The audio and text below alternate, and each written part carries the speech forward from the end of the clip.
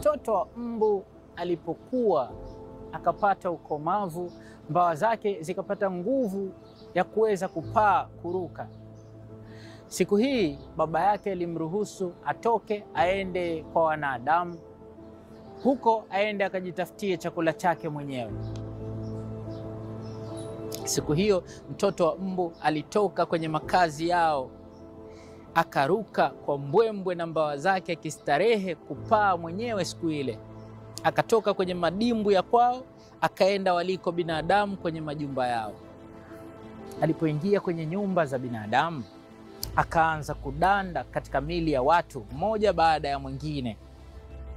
Alikuwa fundi mwenyewe kwa shauku ya kuweza kupaa. Siku ile akatoka kwenye mwili wa huyu kwenda kwenye mwili wa mwingine, akaanza kuruka akiwadona, kuwadonoa mmoja baada ya mwingine. Akala mpaka akashiba. Alipomaliza akatosheka, akatoka akarudi kwao.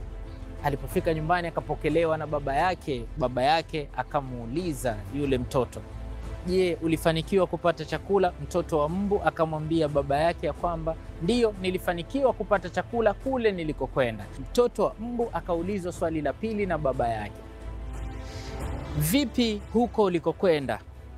Harakati za kukipata chakula chako zilikuwaje? Mtoto wa mbu akamwambia baba yake ya kwamba nimepigiwa makofi mengi sana huko nilikotoka. Ilikuwa kila ninayemdona lazima apige kofi, si wa kwanza, wa pili wala watatu, wote kila mmoja alinipigia makofi. Hilo nililifurahia zaidi. Mbu baba sasa akamwambia mwanawe, kila kofi lililopigwa na wanadamu kule ulipokwenda kwao hayakuwa makofi ya wema, yale hayakuwa makofi ya kukupongeza, yale yalikuwa ni makofi ambayo yote yalilenga kukumaliza. Kila moja lililopigwa ilikuwa ni kofi la mauti lililolenga kukuua.